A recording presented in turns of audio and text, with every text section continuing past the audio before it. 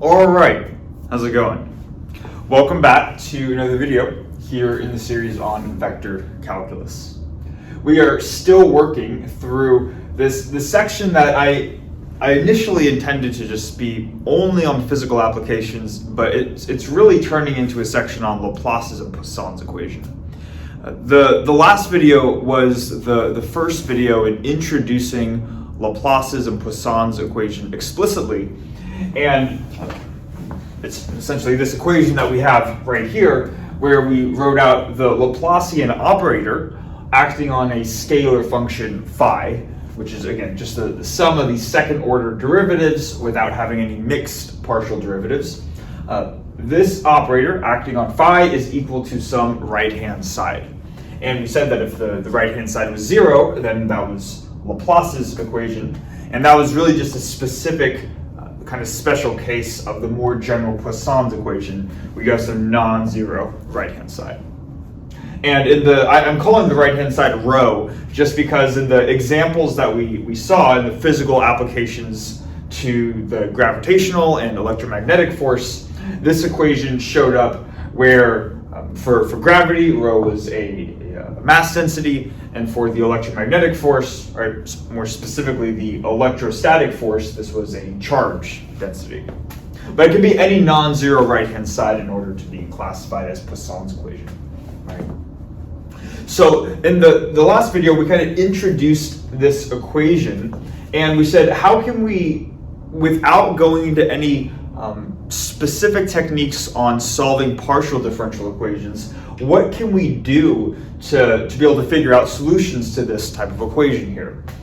And really the main technique that we came up with was kind of one that you might be able to imagine, but we just kind of went through it thoroughly, which is the idea that at least in 3 spatial dimensions, the Laplacian of phi is going to be a sum of 3 terms, which is more or less containing 3 different derivatives, regardless of what coordinate system you work in.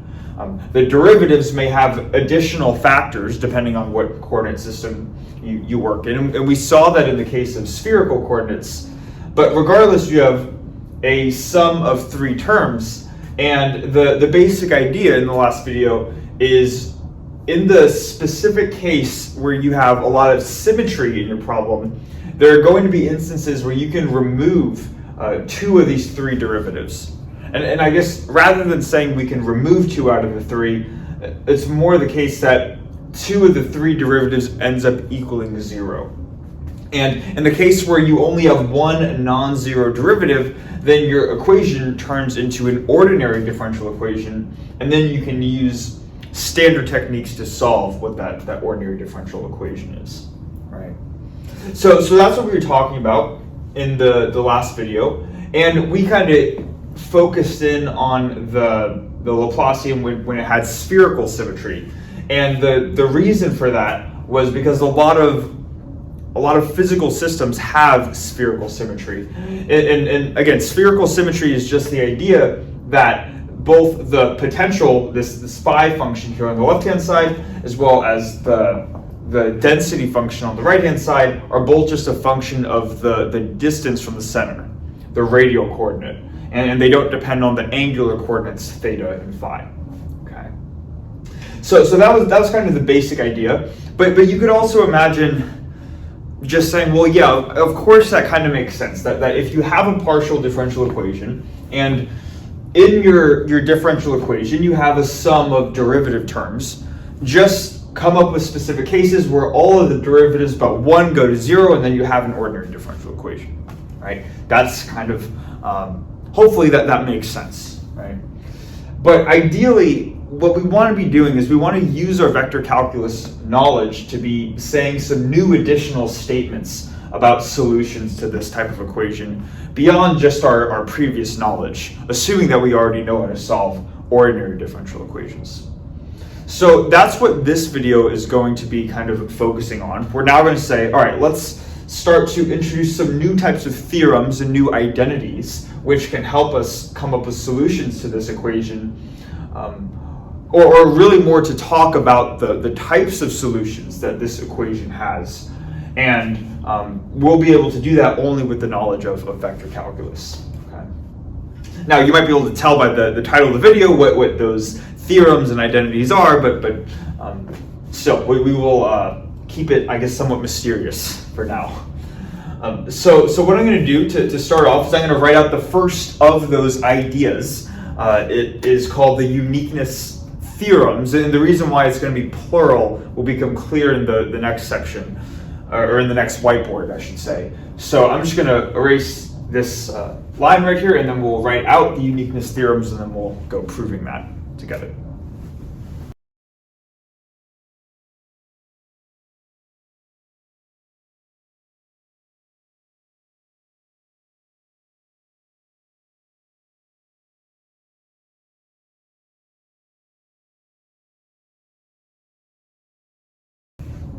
All right, so we have the long statement for the uniqueness theorems right here. So let's unpack this together. So I think what I want to do too, actually, before we unpack this, just to give an idea of what we're going to be doing, I want to first make sure we understand what the theorem says and how it's used, how it's applied. And then once we have a good understanding of that, then we'll go through actually proving it. Okay. So it's going to be kind of split into two parts. But it says here that for the uniqueness theorems, consider Poisson's equation, nabla squared of phi equals rho of r for some rho of r on a bounded volume V with some closed surface boundary partial of V and an outward normal vector n hat. Then it says that if phi satisfies one of two conditions, either phi of r equals some function f of r on the boundary, being the first one, or this second one right here, the derivative of phi along some direction. The derivative of phi equals some scalar function on the boundary.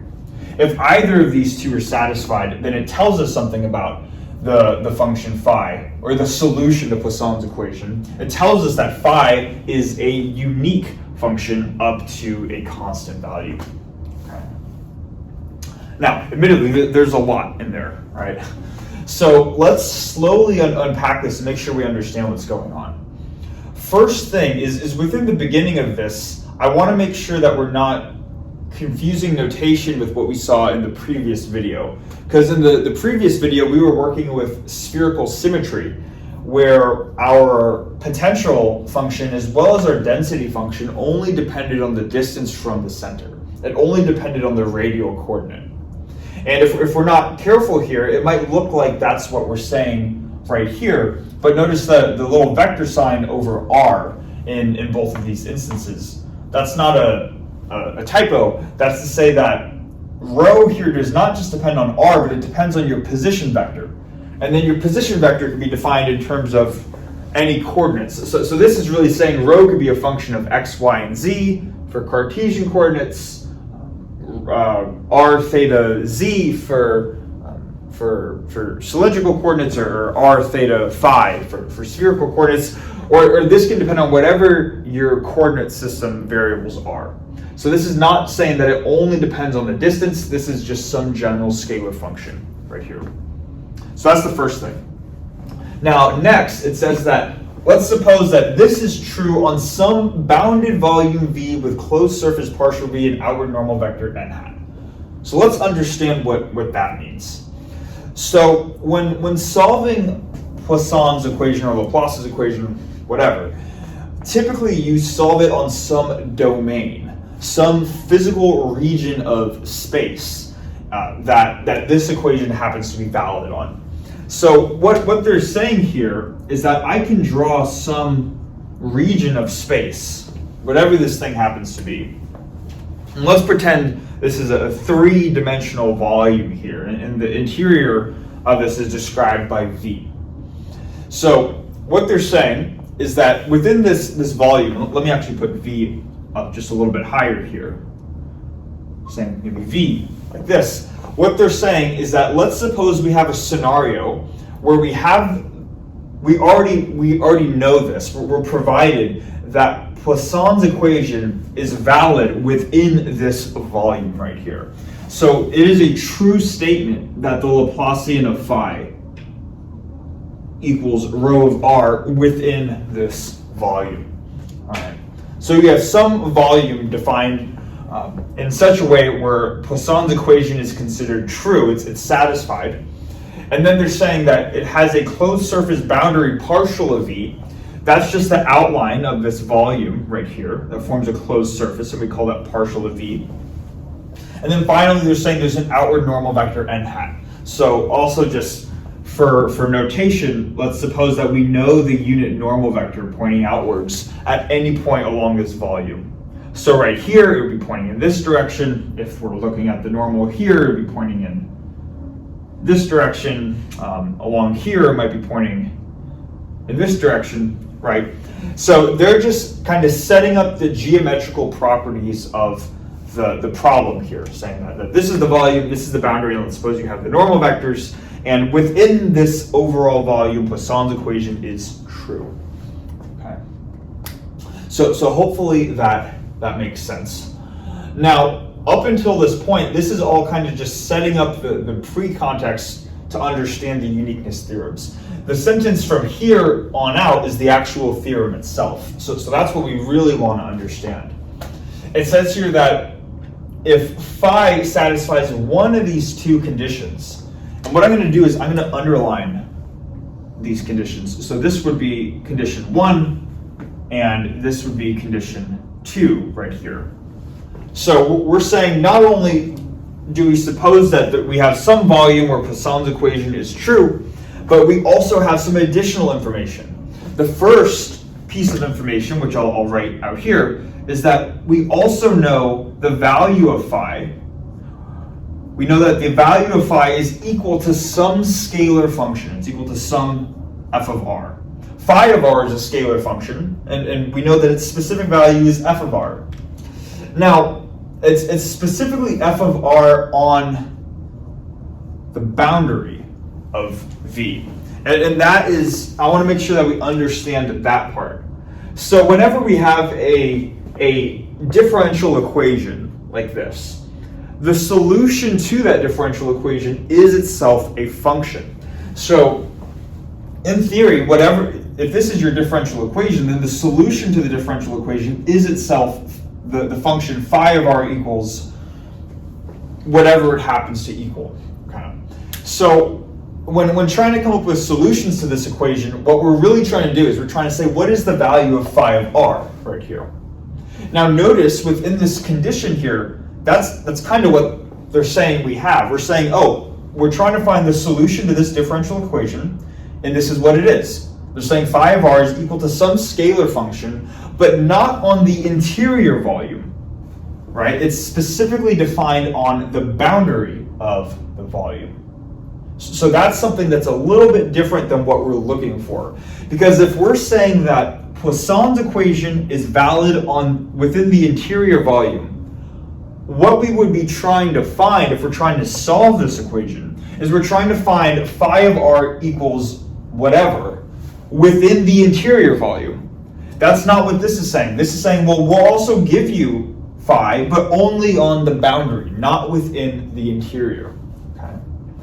Another way of describing this is that this is a condition. This is a condition for the potential, or the condition for our function on the boundary. A condition on a boundary is a boundary condition, right? And when we have a boundary condition that talks about the value of your function on the boundary, just the function by itself, if you remember from the previous video, we called that a Dirichlet boundary condition. So what the uniqueness theorem is really saying is that if we have Poisson's equation on the interior, and we know the Dirichlet boundary condition, we have Dirichlet boundary conditions on the boundary, then some statement after that. But this is the first claim. And then the second claim right here doesn't refer to the function phi on the boundary, but it refers to some derivative of phi. And they'll typically write out the derivative of phi using this sort of compact notation here, partial phi with respect to n hat. But what this really means is just you take n hat and a dot product with the gradient. These two are synonymous with each other. So the general idea is that if you have the derivative of the function on the boundary, you now have some condition on the boundary. This is a boundary condition as well. And a boundary condition talking about the derivative is a Neumann boundary condition. I mean, we also mentioned that briefly at the end of the last video. So regardless of whether we have Dirichlet boundary conditions or Neumann boundary conditions, then what can we say? And that's this last part here, which says, if all of this is true, then the solution to our differential equation, solution phi, whatever it is a unique solution up to a constant. Okay, and this is this actually says quite a bit of information right here. So let's make sure we understand this part, because being able to understand how to apply the uniqueness theorems is really where its usefulness comes into play. What it's saying is that, let's suppose we don't know automatically what phi is within a volume, but we do know that it satisfies Poisson's equation within the volume. So we know that with whatever phi is, if we take its Laplacian, it will equal some function rho of r on the inside, and then on the boundary, if we know one of two different things, we can either know its Dirichlet boundary conditions or Neumann boundary conditions. If we have the interior information and the boundary information, it could be either of these. It doesn't need to be both at the same time. In general, it won't be. Then what that says is that there's only one solution, phi, to the overall equation, which is really what we're interested in, right? That's why they're saying that phi is unique. There is one function that satisfies Poisson's equation on the interior. So notice here that it's not telling us what the solution is. Rather, the uniqueness theorems refer to how many solutions there are for this type of equation. And that can be useful because let's say that you find a solution to this differential equation in some way, shape, or form. Then this theorem tells us that you don't need to look and see if there are other solutions. There's only one of them. It's going to be unique up to a constant. All right. Now, up to a constant means that if phi is a solution, then whatever your solution is, phi plus some scalar c is also a solution. Now, it turns out that if you have Dirichlet boundary conditions, where you know the value of phi at the boundary, then phi is not just unique up to a constant, phi is actually unique in itself. So we can't just say that phi plus any scalar is a solution. We actually know that this scalar has to be 0. We know that there's literally only one solution to Poisson's equation if you know the value of phi on the boundary. It's this second condition down here where if you only know the derivative of phi as opposed to phi itself, then you can't quite say that you know phi for absolute certainty, but you have to leave room for the fact that there could be some additional constant that could also satisfy the equation. Okay. So kind of a lot to take in, but hopefully the big picture ideas make sense. That if you know that Poisson's equation is satisfied on the interior volume, and you either know the function or its derivative on the boundary of that volume, then that tells you something about how many solutions there are to this equation on the interior. There's going to be only one in this case, or there's going to be one plus flexibility for a constant in this case, right here. All right. So that's a lot of explaining, but I really want to make sure that we understand this conceptually, because the idea is no matter where you get your solution from, no matter how you obtain it, you know that that's your solution. And when it comes to actually solving these things in practice, if you can find a solution in any way, shape, or form, it doesn't matter which method you pick, just pick the one that is easiest for you and that will provide your solution. Okay. Now, that's enough explaining the theorem. Let's actually prove it, right? Because we don't want to just state that things are true blindly. So I'm going to erase what we have below the uniqueness theorems themselves, and then we'll prove it together. All right, so let's actually go through proving this thing. So as a starting point, what we can do is we want to show that the solution phi is a unique solution. But let's start out by actually assuming that we have two solutions, which I'll call phi 1 of R and phi 2 of R, like this.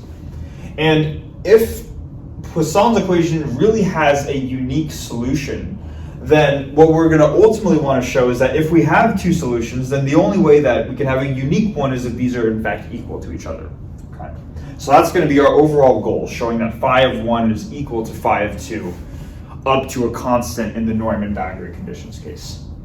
So we have these two functions, and we're going to assume that these functions satisfy the prerequisites. So they both satisfy Poisson's equation, and they both satisfy one of these two underlying statements.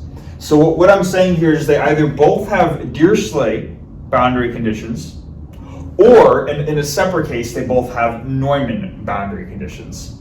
That's why it's called uniqueness theorems, by the way, too. Yeah, one of these theorems is for the Dirichlet case, one of them is for the Neumann case. So we're going to assume that's what these functions have in common. And what we're going to do now is to define a new function composed from these two functions. And what I'll do is I'll call that function psi of R.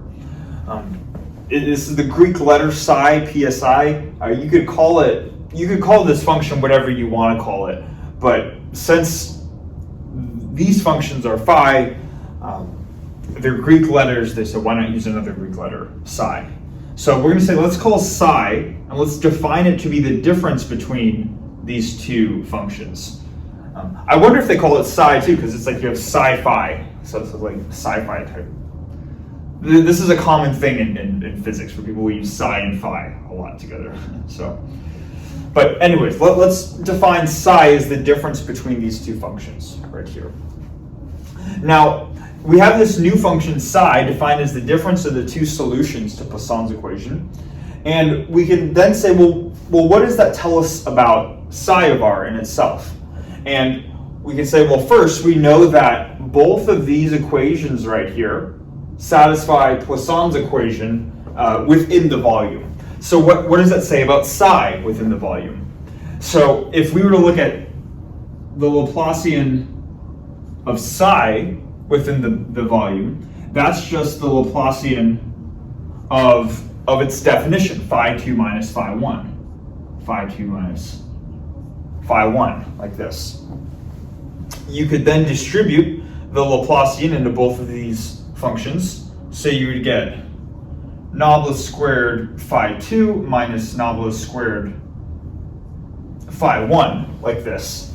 And then because phi 1 and phi 2 both satisfy Poisson's equation, we know that within the volume, noblis squared of phi 1 is rho, and noblis squared of phi 2 is also rho.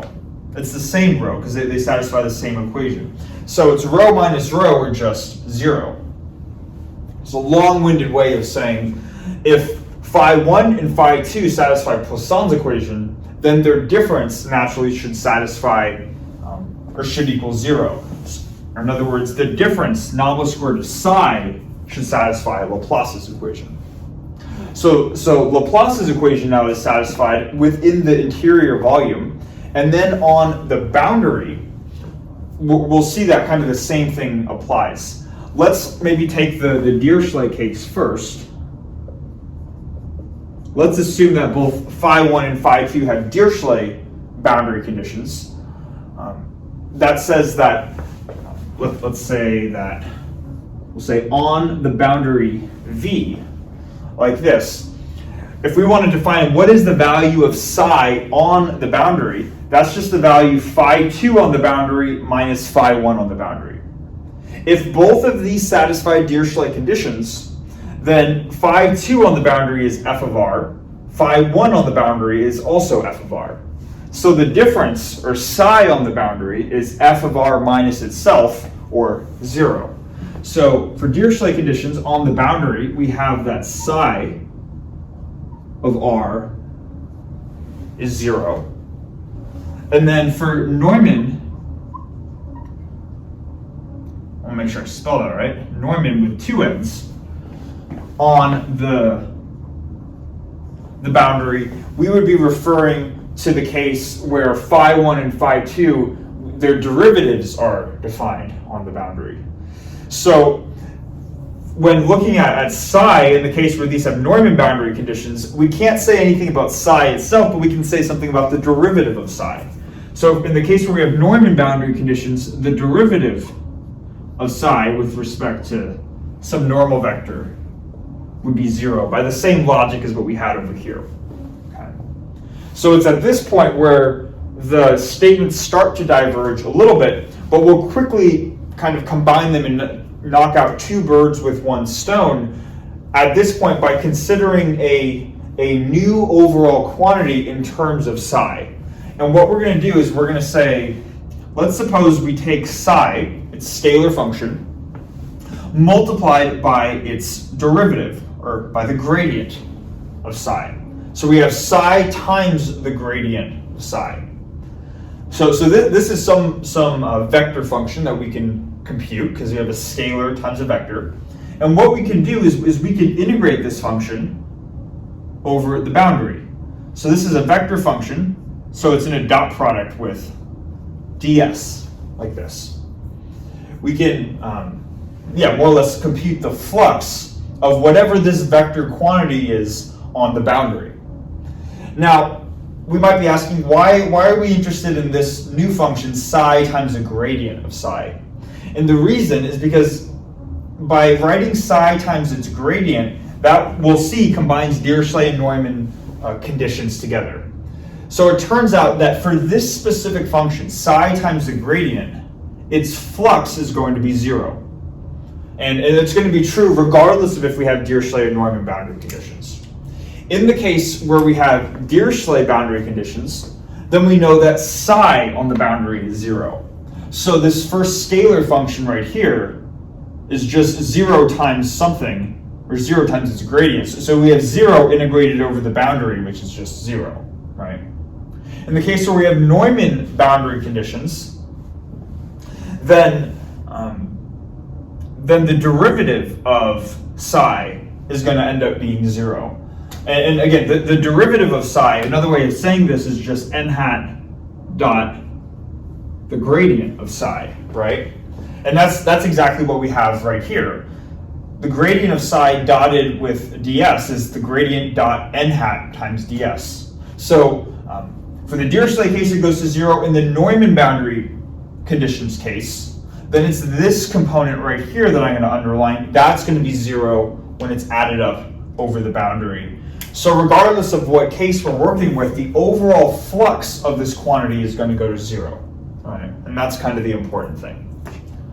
So hopefully that makes sense, why this new resulting quantity is 0. I'm going to put 0 over here, and we'll see why in a second. But that's kind of the first big step. Now, this is just a vector function, or a vector quantity, and we're computing its flux. We're adding up the normal component of this over a boundary. So by the divergence theorem, we can relate the flux to the flux density by adding up the flux density of this quantity, or the divergence of this quantity of psi gradient psi. So we have the flux per volume integrated over the volume, like this. So we knew that this flux had to be 0, but we can relate that now to a volume integral. Now it says that the volume integral is 0. The only way that the volume integral is 0 is that the integrand itself is 0. So what I'm going to do now is I'm going to say 0 is equal to the integrand of this volume function right here. So we have 0 equals the divergence of psi nabla psi times its derivative, like this. All right. Now it's at this point where we have the derivative of a product, and if we remember how we can re-express this as a sum of two terms. The first one is where the gradient more or less, or this gradient sign more or less acts on psi. It's kind of like product rule, although not exactly. I'll probably just write it out. So this can be decomposed as the let me even make a new line for this here. Yeah, let's do this. This term can be decomposed as the gradient of psi in a dot product with the gradient of psi. Comes from applying the gradient more or less to the first term, leaving this one alone, plus more or less leaving this one alone, and then taking the divergence of the gradient of psi, or the Laplacian of psi. So this is just a vector identity. The divergence of this quantity is equal to this sum of two terms right here. And you could just look that up if you don't believe me. So it's, yeah. So once we're at this point here, what we can do is we can look at this second term where we have psi times the Laplacian of psi. And going back to this information over here, we said that the Laplacian of psi was 0 within the volume. Now, we took this quantity, the divergence of this quantity right here, this was the integrand to this volume integral. So these two terms that we're adding up here, these are really the integrand of this integral right here, meaning that these two quantities are defined within the interior volume. Since we're provided that the Laplacian of psi is 0 within the interior volume, that tells us that, that this term specifically goes to 0, and hence the overall term goes to 0 within the volume. So what we can do then is we can kind of compact this together and say that 0 is really just equal to this term, but whenever you have something in a dot product with itself, another way of expressing that is the magnitude of that vector quantity squared. So the magnitude of the gradient of psi squared, like this. So what we really have is that 0 is equal to the magnitude of psi squared. Now, if 0 is going to be equal to the magnitude of psi squared, so let's write this out down below now. If 0 is equal to this quantity, then 0 is going to be equal to just the gradient of psi by itself. Okay, and I can just remove the absolute value signs. 0 is equal to the gradient of psi by itself, or the derivative of psi. So if the derivative of psi is 0, then we can ask what function, when you differentiate it, is equal to 0? That's just a constant. So this line right here tells us then that psi is going to be a constant value. And then finally, we've been working with psi a lot, but if we remind ourselves of what that originally was, psi was just the difference between our two phi functions, our psi-phi statement. All right. So rather than writing psi is equal to c, I'll just say that this is equal to phi2 minus phi1. And it's at this point where we could say that these two functions are related to each other. Phi1, if we just added it over to the other side, we would get that phi1 is related to phi2 by just adding a constant. In other words, the solution of Poisson's equation is unique up to a constant. All right. Now, this was true for both Neumann and Dirichlet boundary conditions. In the case where we have Dirichlet boundary conditions, we can make a little bit of a further statement, if you remember. In the case where we had Dirichlet boundary conditions, not only was phi1 and phi2 equal to each other up to a constant, but they were actually equal to each other. The solution was completely unique. So we want to ask ourselves how we can more or less see that, right? And basically the idea is that if phi1 and phi2 are going to be equal to each other by or rather let's say this, if psi is going to be equal to a constant on the interior, so maybe with the little space we have over here, let's say that this is our volume, and within this volume psi is equal to c. That's what we have right here, right? But we said for Dirichlet, now we're specifically working with Dirichlet boundary conditions. If we have Dirichlet boundary conditions, on the boundary, psi is 0. So in the interior, psi is c, and on the boundary, psi is 0.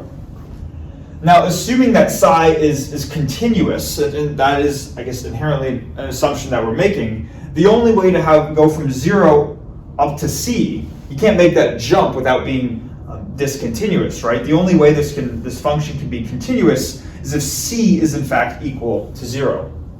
So when you have Dirichlet boundary conditions and you're explicitly told that the boundary value is 0, then on the interior, psi is not just any constant, but psi is also 0. So then, if you replace c with 0 in this equation, you get 0 equals phi 2 minus phi 1, or phi 1 equals phi 2, exactly in the case of Dirichlet boundary conditions. Okay. So that's those are the uniqueness theorems. That is the proof for the uniqueness theorems. Now, what I'm going to do is I'm going to erase the board, and then we're just going to make a couple quick comments on what we've been talking about so far, and then we'll call it at that point. Okay, so some final points just to finish off the video.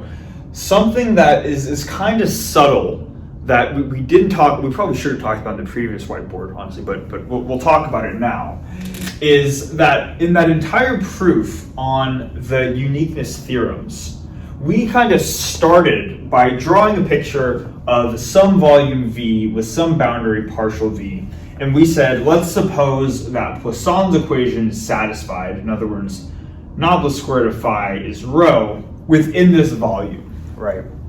And then we went through a bunch of math, but we really started with this assumption. Let's suppose that this equation itself is satisfied on the interior of this volume right here. Now, the uniqueness theorem is not saying that this equation is guaranteed to be satisfied on the interior of this volume. And that's a common mistake that we might make. Is if we just learned about the uniqueness theorem, then what we could do is we could be given some rho on some volume and then say, oh, well, I know that Poisson's equation is satisfied, and I know there's one solution to Poisson's equation. There's one value of phi that makes this equation true up to a constant.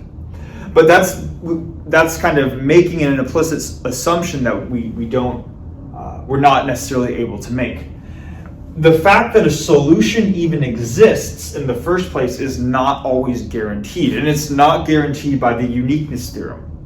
Rather, what the uniqueness theorem is saying is that if you make the assumption that a solution exists, so if you assume this is true in the first place, then once this has already been established as true, then phi has a unique solution up to a constant. So what the uniqueness theorem is really saying is not that there is always one solution, but rather if a solution exists, which it might not, but if it does exist, then it's going to be unique. Okay. So uniqueness does not necessarily imply existence. It's kind of the subtlety, but the important point that we want to distinguish from talking about the uniqueness theorems. Okay. So I just wanted to quickly mention that. Now, the next thing has to do with really the title of this video. The title refers to both uniqueness theorems and then these things called Green's identities. And it turns out that in the proof that we were going through on the uniqueness theorems, we inevitably used one of Green's identities. So we might as well show what Green's identities are just to say, look, we saw that. There's a more general version of this, and we'll write them out. So in the proof, if you remember, we defined some function psi, and we multiplied psi with its derivative. So we got psi times its gradient. And kind of in the beginning, we evaluated the flux of this vector quantity. So we computed this integral right here, and we said that it was equal to 0 because of how we defined psi to be 0 on we either defined psi or its derivative to be 0 on the boundary. But then what we did was we related the flux using the divergence theorem to the flux density of this quantity. So the divergence of psi gradient psi dv integrated over the volume, right? And then we use the vector identity to further decompose this and we were able to write it like so. We were able to write it as v, and we split the integrand into two terms, right? We said the first term was the gradient of psi in a dot product with the gradient of psi. It's kind of the first one, plus psi times the Laplacian of psi. And we took the integrand out and specifically worked with the integrand, not with the integral sign, but if we evaluated this in the integrand, this is what we would have gotten, right? So it turns out that Green's first identity, and I'll just write first to be compact for Green's first identity, is really just a slightly more general version of this, of what we just worked through here. And I'll just write this in one line below. We had psi gradient of psi dot ds, like this. Green's first identity is really just saying, well, what happens if this function right here, this psi, is not equal to this psi? So let's call maybe this one psi and this one phi for psi phi. Right. Then that's really just what Green's first identity is. So Green's first identity says the flux of psi times a gradient of another function phi in a dot product with ds is equal to this volume integral, or really the sum of volume integrals. The first one being the gradient of psi in a dot product with the gradient of phi. So yeah, rather than the gradient of psi dotted with the gradient of psi dotted with the gradient of phi, dv, plus the integral over v, and then this quantity would be psi times the Laplacian of phi, dv. This thing right here is Green's first identity. Right? We say, okay, cool. I mean, really Green's first identity can be derived just from understanding how how second order vector operators work, or how the divergence acts on products and the divergence theorem. Really, you can derive this from it, but they call it Green's first identity. Okay. So that's Green's first identity. He's got multiple identities, and the second one is really what happens when you take this flux integrals. So let's write out the second one here, and we'll just cover the first two. But the second one is where you have an integral over the boundary of the same first term, so psi times the gradient of phi, minus, and just flip psi and phi. So minus phi times the gradient of psi, like that. And these are both vector quantities because the gradient makes these a vector, so it's in a dot product with ds. And if we were to just imagine what the right-hand side of this equation is going to be, we could just look at these two terms individually. This first term, psi times the gradient of phi, we saw from the first identity gave us this volume integral plus this volume integral. If we were to then write out the flux of phi gradient of psi, that would also give us two integrals, and maybe let's just write those out really quickly. So if we had integral over the boundary of phi gradient of psi dot ds. So same thing as here, just flip-flopping phi and psi. I'm also going to incorporate the minus sign here because there's a minus sign, right? So minus, it's going to be minus, and then the volume integral is going to be, just going to interchange these, so now we have the gradient of phi dotted with the gradient of psi over v, and then minus, well, I guess the minus is already outside the entire thing, so that would get distributed into both terms. And then rather than having psi Laplacian of phi, we have phi Laplacian of psi dv. It's going to be split into two integrals, of course, but this is what we get. So really the second identity says, let's take this term, which is these two integrals, minus this term, which is these two terms right here. Dot products are symmetric, so this term right here, gradient of psi times dotted with gradient of phi is the same thing as gradient of phi dotted with gradient of psi. So they would cancel each other out, and what we'd be left over with is just this term minus this term. So the second identity is really just the volume integral of this term, which is psi times the Laplacian of phi minus phi, so minus phi times the Laplacian of psi dv. And we put a box around it. Okay. So that's all Green's identities are. And admittedly, I'm going to just quickly share a story from my undergrad, where I never actually learned Green's theorem or Green's identities in undergrad. And when I asked a professor teaching a related course how come they didn't decide to talk about Green's identities, they said that if you really understand the fundamentals of vector calculus, then Green's identities are really just a specific case of these fundamental properties of vector calculus. And they said that whenever there's green in front of it, just know that you could really derive it from something else. And I gotta say that they were kind of joking. They were being sarcastic when they said that. But in this instance, it's true, right? Because really, these identities, they look complicated, but it just came from understanding that the flux is equal to the flux density over the volume, and then just applying a standard vector identity that we've gone through before to get these two terms. Then you just subtract two things that look like this, and you get another identity. Okay. So rather than trying to memorize these things, I think it's important to really have this hierarchical sort of structure in our heads of saying, do we first understand the foundations of what flux and circulation are? Flux is you add up the normal component of a vector field over a boundary, and then circulation is you add up the tangential component of the vector field over a boundary. If you understand flux and circulation, then just take their densities and you get divergence and curl. And then once you have divergence and curl, all these other identities, they just stem from really understanding the core ideas. So rather than memorizing the specifics, keeping the core ideas in mind, I think is the important thing. But wanted to include them just because they were in Dexter's notes, and we use a specific instance of this in the proof. So yeah, thanks so much for watching, and I'll see you in the next one.